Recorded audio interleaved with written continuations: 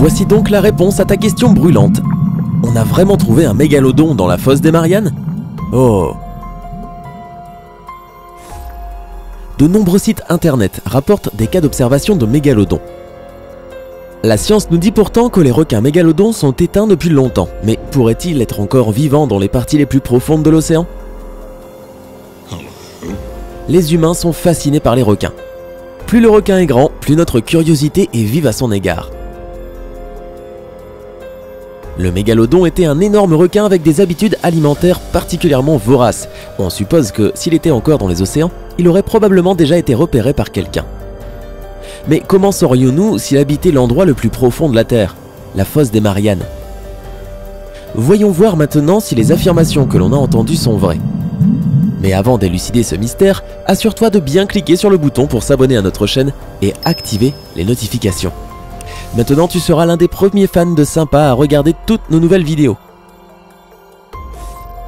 Il y a beaucoup de sceptiques qui doutent de l'existence du mégalodon, mais on sait pourtant que ce requin vivait dans les océans il y a 23 millions d'années. Et on a des fossiles pour prouver son existence. Lorsque des gens ont trouvé les dents du mégalodon pour la première fois, ils ont cru qu'il s'agissait de roches qui avaient fait leur chemin vers la Terre depuis la Lune. Mais des années plus tard, les scientifiques ont pensé que les dents fossilisées appartenaient à des requins, puis enfin au mégalodon. Le mégalodon a été le plus grand requin à terroriser l'océan, et on pense qu'il a disparu il y a 2,6 millions d'années. Le nom mégalodon est comme Big Bucks. Non, je veux qu'en vrai ça signifie grande dent. La plupart des dents fossiles récupérées du mégalodon mesuraient de 10 à 12 cm. Mais il existe quelques dents vraiment énormes de plus de 18 cm. Tu savais que la morsure du mégalodon était plus puissante que celle d'un tyrannosaure rex? Les simulations informatiques estiment que la morsure du mégalodon avait une puissance de 12 000 à 20 000 de force d'occlusion. Avec ces statistiques, on veut bien croire que le mégalodon aurait pu survivre à n'importe quoi. Mais pourquoi croit-on que le mégalodon pourrait encore être dans les parages? Ce genre de situation s'est-elle déjà produite auparavant? La réponse est oui. Le calamar géant semblait être une créature mythique ou considérée comme éteinte. Pourtant, les scientifiques ont finalement confirmé son existence en voyant leur corps échouer sur le rivage et les marques qu'ils avaient laissées sur les baleines. Le monde a finalement aperçu le calamar géant en 2006 lorsque des chercheurs japonais en ont filmé un. Avec ses 18 mètres de long et son poids de près d'une tonne, le calamar géant est le plus gros invertébré sur Terre. Ça, c'est du calamar. Donc si le calamar géant s'est caché des humains pendant des centaines d'années, qui peut assurer que le mégalodon n'est toujours pas là dans les mers errant quelque part? Il y a deux grandes choses à retenir pour savoir si le super requin est toujours parmi nous. Tout d'abord, nous devons étudier la taille du mégalodon. Est-ce que tu te souviens qu'on a dit que la morsure du mégalodon était plus forte que celle d'un T-Rex? On a souvent tendance à considérer le Tyrannosaure Rex comme une énorme créature, mais si tu mets un T-Rex à côté d'un mégalodon, tu pourras entrevoir la taille du super requin. Les mégalodons peuvent grandir jusqu'à 18 mètres, ce qui est 3 fois la taille d'un T-Rex. Donc, tu sais qui gagnerait un combat entre ces deux-là. Si c'est dans de l'eau, le mégalodon. Si c'est sur la terre ferme, je parie sur le T-Rex. Voyageons maintenant vers l'est jusqu'aux îles Mariannes. Si on s'aventure un peu plus loin dans l'océan Pacifique, on trouve la fosse des Mariannes. La partie la plus profonde de l'océan qui est aussi l'endroit le plus profond de la Terre. La fosse des Mariannes est profonde de 11 km et mesure plus de 2500 km de long et 70 km de large. Pour mettre cette profondeur en perspective, si tu mets le mont Everest dans la fosse des Mariannes, le sommet ne dépasserait même pas de l'eau. Pour se faire une idée de sa longueur, sache que sur 2500 km, on pourrait mettre tous les États entre la Floride et le Massachusetts. 2500 km, c'est aussi la distance entre Madrid en Espagne et Copenhague au Danemark. Vu la taille de la fosse des Mariannes, tu ne penses pas que le mégalodon pourrait vivre des jours heureux là-bas? Nous chez Sympa, c'est exactement ce que l'on pense. Il y a d'autres éléments à prendre en considération. Examinons les conditions de vie dans la fosse des Mariannes. La vie pourrait-elle exister là-dedans?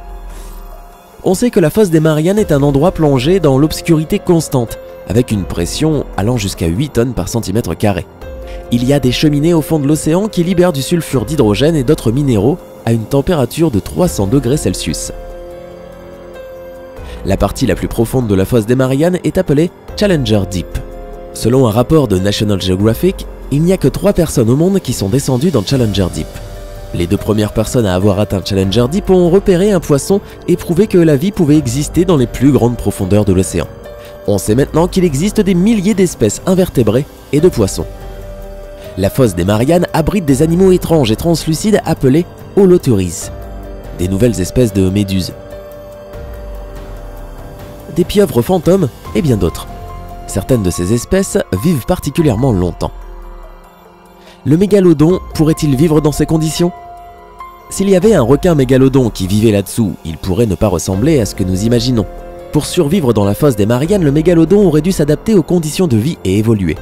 Il aurait dû passer de se nourrir de baleines, de dauphins, de phoques comme autrefois, à consommer n'importe quel organisme résidant dans la fosse des Mariannes et espérer pouvoir trouver et manger ses 1250 kilos habituels de nourriture par jour. Si le mégalodon devait évoluer dans la fosse des Mariannes, il est facile de l'imaginer comme un énorme requin bioluminescent qui peut vivre des centaines d'années et se nourrir d'organismes translucides. Mais ceci n'est qu'une spéculation. En 1995, le cinéaste James Cameron a effectué 12 plongées dans un sous-marin pour aller sur l'épave du Titanic afin de recueillir des échantillons et d'enregistrer des séquences pour ce qui allait devenir son film à succès. Familier des expéditions sous-marines, en 2012, il est également devenu l'une des 3 personnes à atteindre Challenger Deep dans la fosse des Mariannes. Selon les Nations Unies, il y a 7,6 milliards de personnes dans le monde aujourd'hui, et seulement 3 d'entre elles ont atteint le point le plus profond de la Terre. La réalité est qu'avec si peu de données et recherches, il est impossible de savoir ce qui se trouve dans les profondeurs de la fosse des Mariannes. On peut peut-être demander à James Cameron et à son équipe s'il a vu passer une queue de mégalodon pendant qu'il était là-bas. Tu pourras continuer d'entendre des histoires sur les mégalodons dans la fosse des Mariannes, mais n'y va pas pour voir si les rapports sont vrais. La fosse des Mariannes est maintenant une zone protégée des États-Unis et les demandes de recherche doivent passer par l'US Fish and Wildlife Service et les États fédérés de Micronésie. Beaucoup de personnes se questionnent sur l'authenticité des mégalodons et de l'endroit où ils vivent.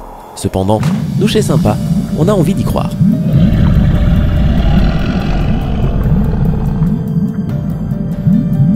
Et toi, que penses-tu?